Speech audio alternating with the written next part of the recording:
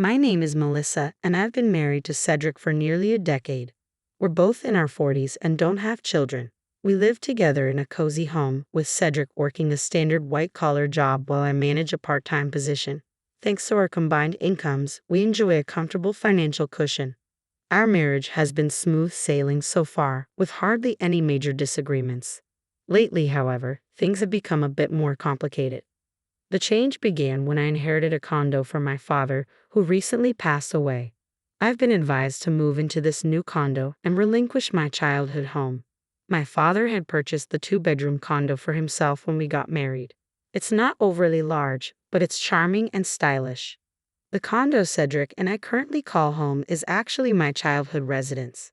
My parents and I lived in a four-bedroom condo till I married, at which point my father gifted it to me. After leaving for college, returning to this home filled with memories was a source of great joy.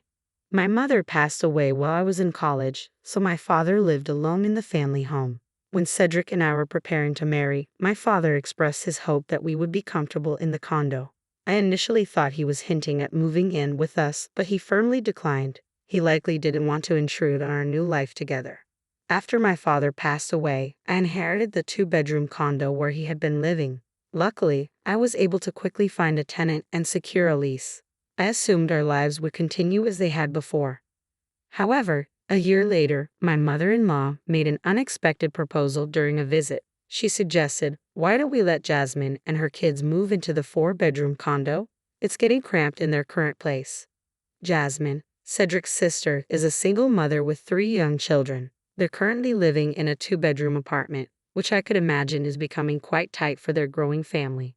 However, my feelings towards Jasmine had never been warm.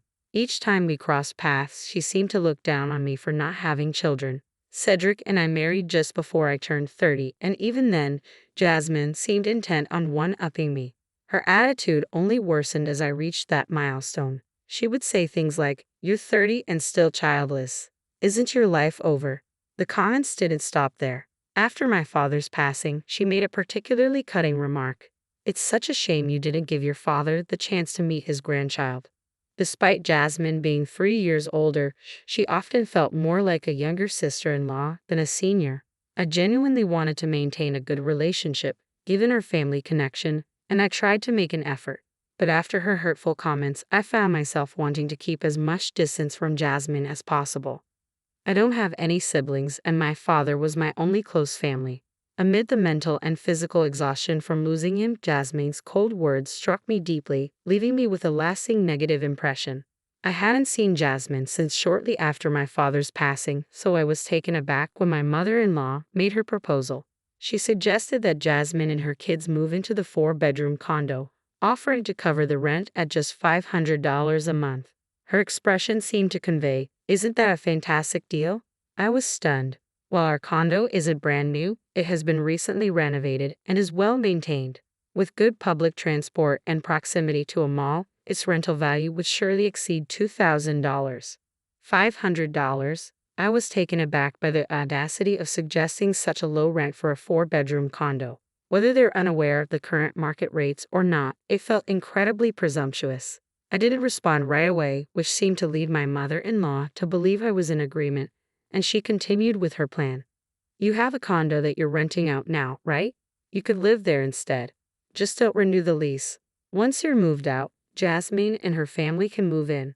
"How long is the lease for?" she asked. Cedric, ever the agreeable one, chimed in, "Oh, that's a great idea. The condo where my father lived is modern and stylish, and it's perfect for just the two of us." It felt like the conversation was slipping away from me, so I interjected, "Aren't we supposed to be living here together?" The reality is, my in-laws are currently in a single-family home that's largely vacant, with just my father-in-law and mother-in-law residing there. Cedric and Jasmine's rooms remain unused. If Jasmine's family needed more space, wouldn't it make more sense for them to move into my in-laws' home first, rather than asking us to make a move? It turns out, though, that if Jasmine's family moved into my in-laws' home, the children would have to switch schools. They would need to buy new school uniforms and other items, which they considered a waste of money. I couldn't directly refuse my mother-in-law's suggestion about renting the condo to Jasmine, so I said, "This is the home where I was born and raised. It's not something I can just leave behind easily. We ended the conversation and left my in-laws' house without saying anything more. Given that my mother-in-law mentioned, "I'm not saying you have to decide right away," it's clear she hasn't given up on the idea. When I returned to the condo, I confronted Cedric, saying, "This is my family home, you know. How can you agree to leave it so easily?" Cedric looked taken aback, as if he hadn't realized how upset I was. "But your family home is just a condo," he remarked. His lack of an apology was deeply disappointing. Cedric, having grown up in a single-family home, seems to believe that a true family home must be a standalone house. He doesn't seem to grasp why I consider a condo to be my family home. While our different backgrounds might explain his perspective, a simple apology would have been appreciated. My frustration boiled over, and I raised my voice. "The condo is my family home. Stop making decisions about it without consulting me." Cedric seemed irritated when I referred to it as my condo. "What do you mean, your condo? We've been married for 10 years. It's our condo," he shouted back. If he hadn't dismissed my feelings about the condo being my family home or resisted renting it to my sister-in-law, I might have been more receptive to him calling it our condo. But given the situation, his words felt deeply unsettling.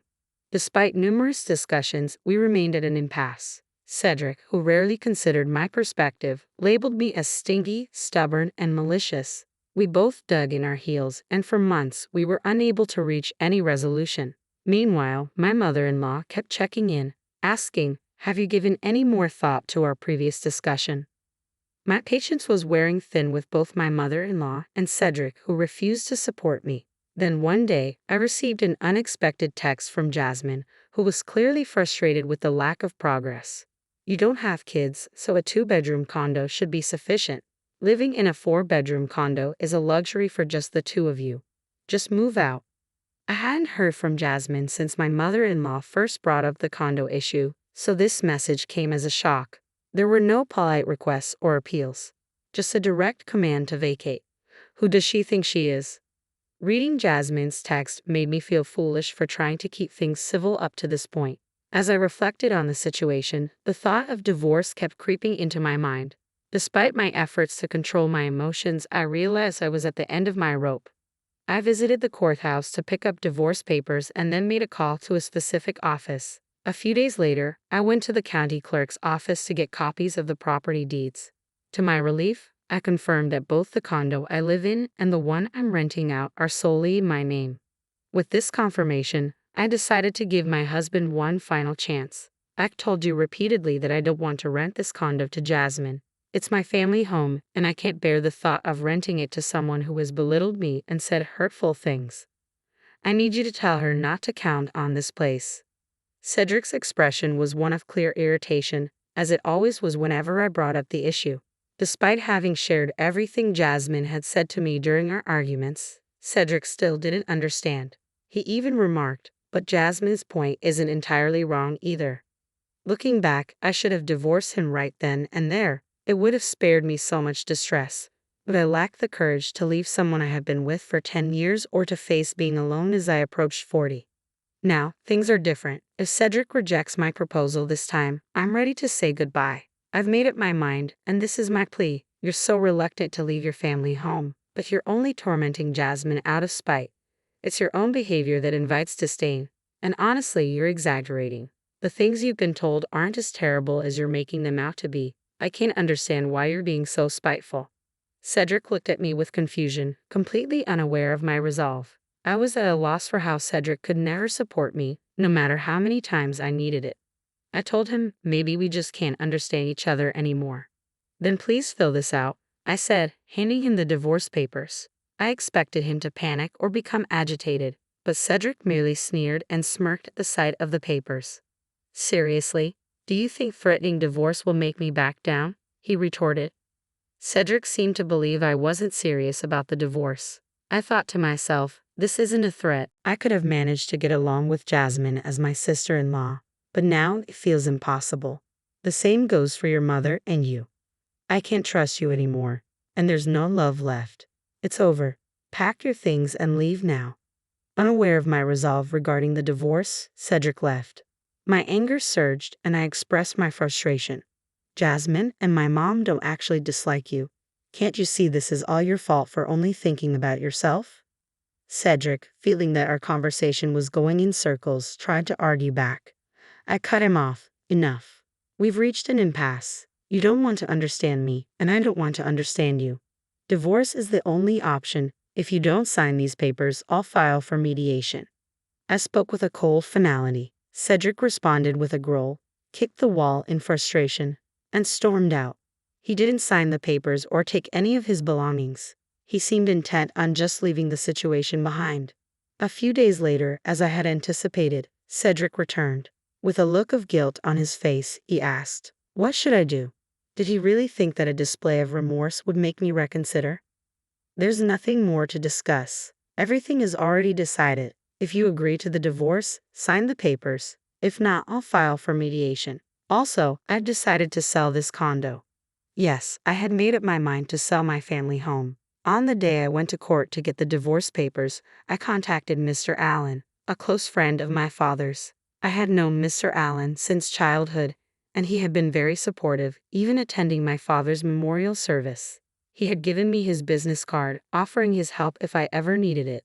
His card listed his law firm, where he worked as a lawyer. Mr. Allen had been instrumental in helping me navigate my father's inheritance by introducing me to a judicial scrivener. When I consulted him about the current situation, he was supportive and provided valuable advice on checking the condo's ownership and preparing for potential complications in the divorce. His guidance gave me the strength to take a firm stand. After Cedric left the house, I made the decision to sell the condo. I reached out to a real estate agent and instructed them to list the property. I also informed Mr. Allen about the failed conversation with Cedric, how he had refused to sign the divorce papers, and how he had left without resolving anything. I asked Mr. Allen for assistance if the situation escalated to mediation. When Cedric learned that the condo was being sold, his eyes widened and his previously indifferent demeanor shifted to a menacing tone. What? So, after all your talk about this being your family home, now you're selling it. Clearly, it wasn't that important to you. You could have rented it to Jasmine if it meant so little. You're just being stingy. Cedric's outburst didn't bother me anymore. I gave him a cold stare, which made him visibly tense. Yet it was clear he wasn't ready to back down. Cedric challenged me, saying, "You can't just decide to sell it on your own. The title might be in your name, but when we divorce, there should be a division of property. This condo was our shared property, wasn't it?" I met his defiance with a smirk and replied, "Too bad. This condo was put in my name by my father just before I got married. Anything I owned before marriage isn't subject to property division. I've already confirmed this with my lawyer." The parting with the family home was difficult. I didn't want to let it become a source of further bad memories. After consulting with Mr. Allen and confirming that the condo wouldn't be part of the property division, I was able to move forward with the decision to sell it. When Cedric learned the truth, his attitude shifted dramatically, and he started clinging to me in a desperate and unseemly manner. Cedric said, "I was wrong. There's no need to rent the condo to Jasmine. It's your precious family home. Are you sure you want to sell it? Since you're still living here, you haven't sold it yet, right? Let's not sell it. We can start over. I'll speak to Jasmine and my mother. Let's not proceed with the divorce or the sale." At that moment, I questioned why I had been with him for 10 years. I felt a deep sense of self-disgust. Don't try to sweet-talk me now. You never supported me, no matter how many times we talked. There's no chance for us to start over. Goodbye. Pack your things and leave as soon as possible. Cedric continued to resist the divorce, leading us to mediation. Eventually, I was able to finalize the separation and part ways with him. Now, I'm free. I initially feared that being single would be daunting, but it's actually quite liberating. I've purchased a new 2-bedroom condo and am embracing my life on my own terms.